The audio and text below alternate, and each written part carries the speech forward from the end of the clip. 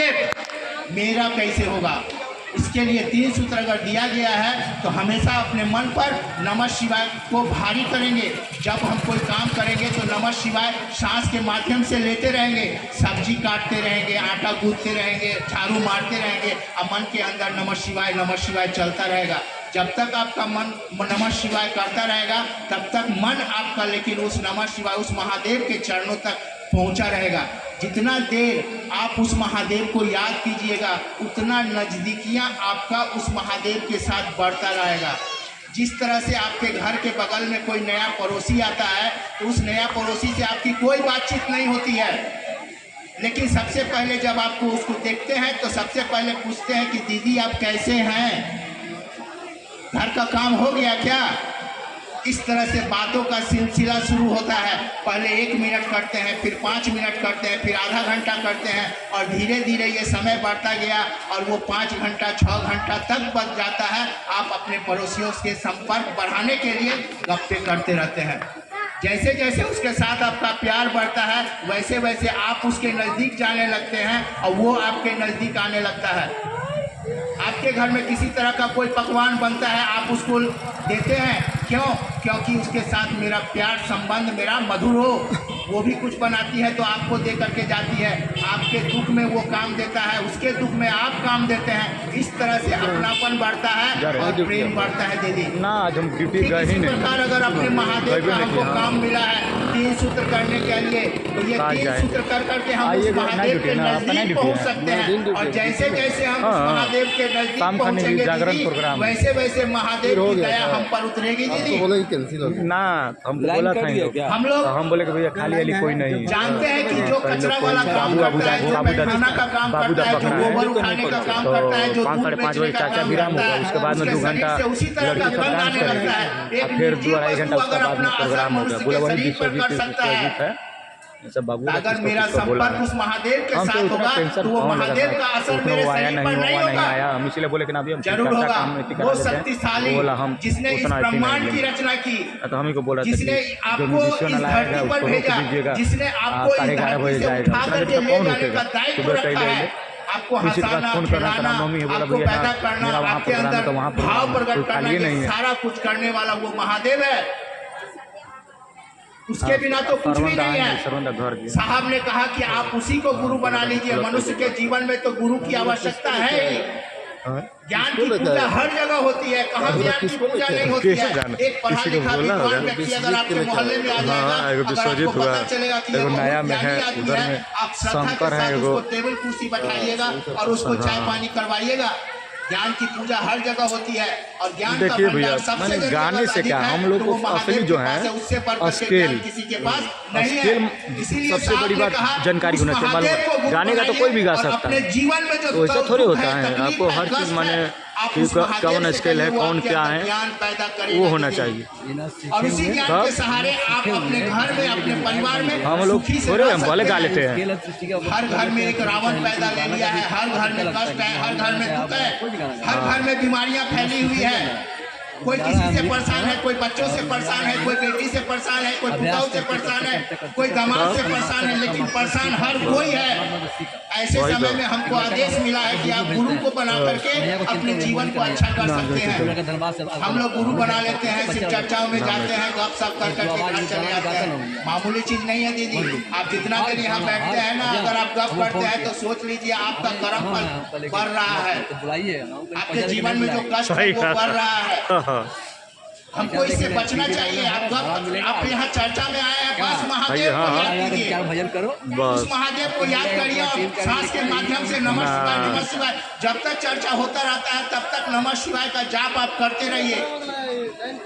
अपना मन को उस महादेव के चरणों में ठहराने का प्रयास, आपका निरंतर प्रयास आपको महादेव के नजदीक लेकर के खड़ा कर देगा दीदी। और आपका नजदीकियां जितना उनके साथ बढ़ेगा आपके जीवन का उतना ही कम होते चला जाएगा दीदी।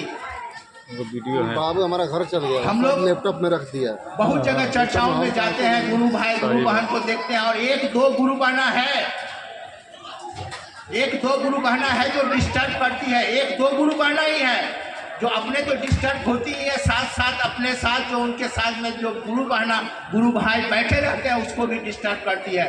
क्या महादेव को छोड़ेंगे? कभी नहीं छोड़ सकते महादेव उसको। आपसे अनुरोध रहेगा यही कि अपना मन महादेव के चरणों को देने के लिए जो 3 सूत्र मिला है, इस 3 सूत्र का पालन आप ईमानदारी पूर्वक कीजिए, दीजिए, देखिएगा आपके जीवन में बदलाव आता है कि नहीं आता है। शिव चर्चा का मतलब क्या है? शिव चर्चा का मतलब ही है कि आपके आचार में बदलाव होना चाहिए, आपके व्यवहार में बदलाव होना चाहिए, आपके बोली में बदलाव होना चाहिए। अगर ये बदलाव अगर आप में नहीं हो रहा है तो इसका मतलब है कि शिव चर्चा का प्रभाव आपके जीवन पर नहीं पड़ रहा है। आप जरा सोचिए कि एक व्यक्ति है और उस व्यक्ति के हाथ में अगर एक गिलास दिया जाए और उस गिलास में पानी डाल दिया जाए, कोई व्यक्ति अगर उसको धक्का मारता है तो क्या गिरेगा दीदी? पानी गिरेगा। गिलास में जो रहेगा वही ना गिरेगा।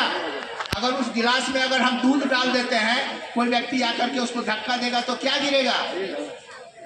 दूध गिरेगा।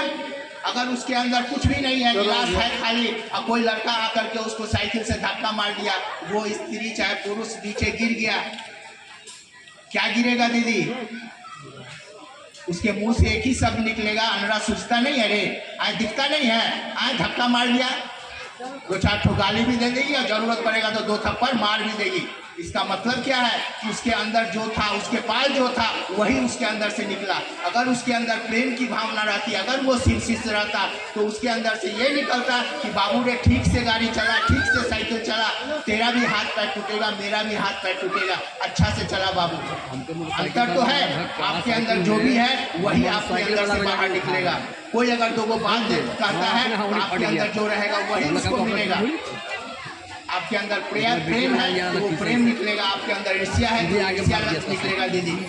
ये 3 सूत्र हमको यही सिखलाता है। आपके आचार में, व्यवहार में, बोली में, रहन सहन, खान पान, सब में परिवर्तन होगा।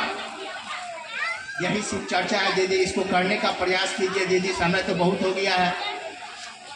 अगर मेरा बात बुरा लगा होगा तो भाई समझ करके माफ कर दीजिएगा दीदी। हम भी सीखने का प्रयास करते हैं और कोशिश करते हैं कि हम अपने गुरु भाई बहन को भी अपने वाणियों के द्वारा सिखाने का प्रयास करते हैं कि मेरा गुरु भाई बहन बहुत दुखी है दीदी, इस संसार में बहुत दुखी है। बहुत ऐसे गुरु बहन और गुरु भाई हैं जिसके बेटा बेटी जो स्कूल में पढ़ने के लिए जाता है उसका बैग फटा रहता है, बैग का चेन टूटा हुआ रहता है, ऐसे ही मुंह बाए हुआ रहता है, किताब आधा बाहर निकला रहता है, आधा बैग में रहता है। उसका जो जूता रहता है आधा से सामने से फटा रहता है, 5 उंगली उस जूता से बाहर निकला रहता है दीदी।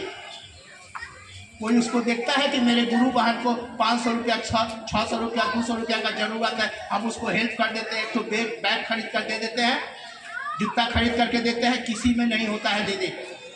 लेकिन बड़े साजबाज के साथ शिव चर्चाओं में 10,000, 15,000, 20,000 रुपया खर्चा किया जाता है। इसकी कोई आवश्यकता नहीं है। साहब कहे हैं कि आप चौकी लगा करके शिव चर्चा कर सकते हैं, माइक की भी जरूरत नहीं है। इतने खर्चा क्यों कीजिएगा? अगर उसे ही वही पैसा अगर गुरु भाई गुरु बहनों को आप हेल्प कीजिएगा तो उसको बहुत बड़ा ताकत मिलेगा अपने गुरु भाई और गुरु बहनों से। वो अपने गुरु भाई बहन के लिए हमेशा खड़ा रहेगा कि मेरा गुरु भाई मेरे बच्चे को बैग खरीद दिया है, मेरा गुरु भाई मेरा बच्चे को जूता खरीद दिया है। आप जो कहिएगा वही करेगा दीदी। मामूली चीज़ नहीं है ये, हर कोई नहीं कर पाता है। शिव चर्चा हमको यही सिखाता है कि हम अपने गुरु भाई गुरु बहन की हेल्प करें, न कि शिव चर्चाओं में 15,000, 20,000, 25,000 रुपया खर्चा करें दीदी। शिव चर्चाओं में आते हैं, शिव चर्चा सुनिए, नमः शिवाय कीजिए और अपना घर जाइए। कोई गपशप नहीं करना है। और न ही दीदी शिव चर्चा में अपने घर से निकल करके यहाँ शिव चर्चा में उपस्थित होइए और यहाँ से डायरेक्ट अपने घर में जाइए। किसी गुरु बहन, किसी गुरु भाई के घर में मत जाइएगा दीदी, नहीं तो आपने जितना एनर्जी कमाया है, जितना आपको एनर्जी मिला है, वो सारा व्यर्थ चला जाएगा दीदी। इतना ही कहकर मैं सभी गुरु भाई गुरु बहनों को फिर से एक बार प्रणाम